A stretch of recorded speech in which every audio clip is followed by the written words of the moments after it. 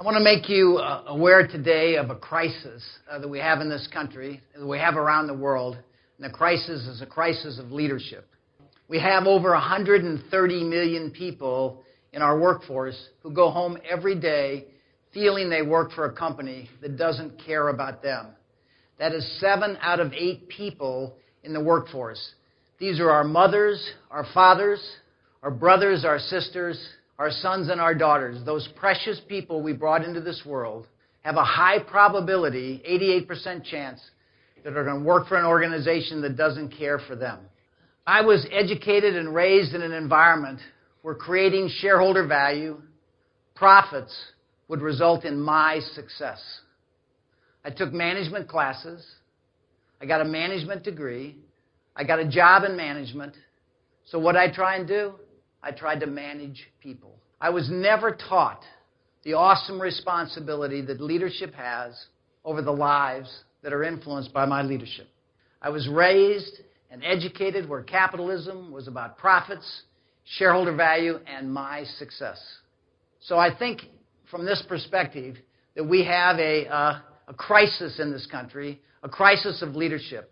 And many of the symptoms we are seeing, broken families, broken marriages, broken lives, are the result of us sending people home each day with a sense that they work for an organization that doesn't care about them. The good news is that we have the power to solve this tomorrow.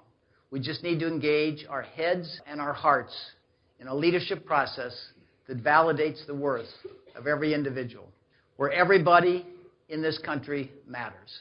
Our idea in leadership, what we have come to realize, is that our responsibility is to create an environment, whether you're in the military or in the industrial area or in government or in education, an environment where people can discover their gifts, develop their gifts, share their gifts, and, extremely important, be recognized and appreciated for doing so, which creates an opportunity for them to go home each night to their families, whatever that family situation is, and have a more meaningful life, a life of purpose where they feel valued and where they get the chance to be what they were brought on this earth to be. Let me go through a couple of the defining moments in my journey to understand this leadership. And it began with something that many of you will relate to, a wedding. I was sitting in a wedding, enjoying the splendor of this father walking this precious daughter of his down the aisle, and everybody enjoying how beautiful she looked and how proud the father looked. You can all imagine that.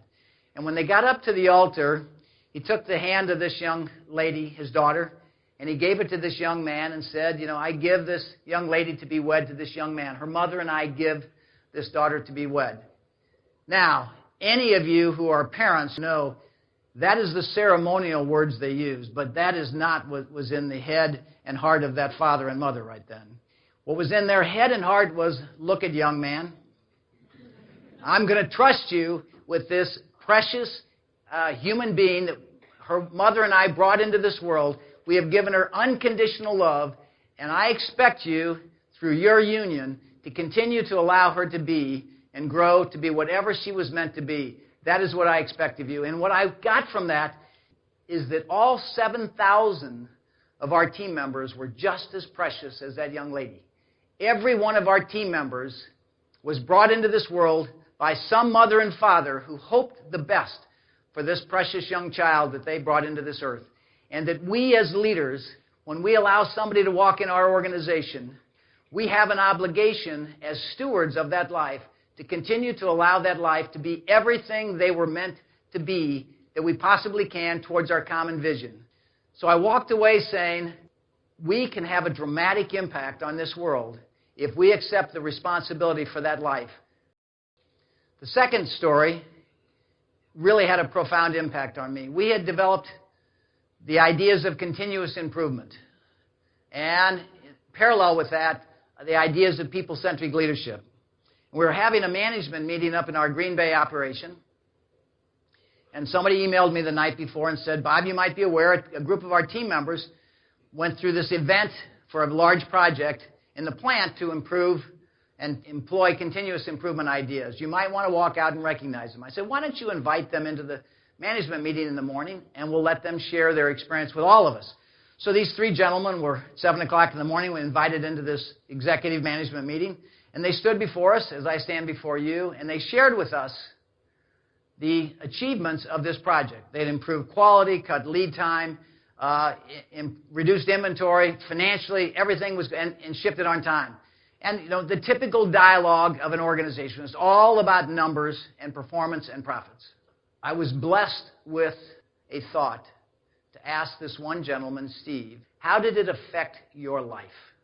His answer was, I'm talking to my wife more. And I said, I don't understand. What do you mean you're talking to your wife more? He said, you know what it's like to be a part of an organization where you go in every day, you're told what to do, people don't ask you what you think, you get 10 things right, and you don't hear a word, and you get one thing wrong, and you never hear the end of it. Do you know what it feels like to go home at night from that environment? He said, you don't feel very good about yourself. And when you don't feel very good about yourself, you're not very nice to your wife. He said, since we've embraced this people-centric leadership, since we've embraced the idea of continuous improvement where I have a chance to make my role better, to contribute my gifts, when people ask me what I think, for me to contribute to making things better, since we've done that, I go home feeling valued and better about myself. And when I go home feeling better about myself, I find I'm nicer to my wife. And believe it or not, when I'm nicer to my wife, she talks to me. What hit me suddenly was that the biggest number that I was going to look for, the biggest measurable, was the reduction in the divorce rate of our employees. That clearly said to me that we can change the world. It is up to us, the way we treat each other every day, and the profound impact that makes on our life when we go home, to know that our life mattered. And finally, one of the keys we learned in our leadership model is recognition and celebration. A key part of what we teach is to reach out, to recognize and celebrate the goodness in people. So we created what we called the guiding principles of leadership, which are the articulation of our beliefs on how we should treat each other in leadership. And then we asked people to nominate anybody in the organization who they felt exemplified those qualities. And then, in a ceremony, the first one was up in northern Wisconsin where we have 450 people working. We had this crazy yellow SSR Chevrolet outside with the top down, and we had 400 people out there. And we announced the person who our employees picked as the recipient, number one recipient of the guiding principles of leadership. And their family was always hiding in the back to experience their precious child being recognized for their goodness in the organization. Is a profoundly meaningful experience for everybody involved, specifically the family. We have Guiding Principle Leadership Awards, Going the Extra Mile Award, High Five Awards, Innovation Awards, all kinds of awards. And so what our airwaves are filled with is goodness. So recognition is a key to our organization. And what I want to leave you with is that you and I, can change this tomorrow. It doesn't require money.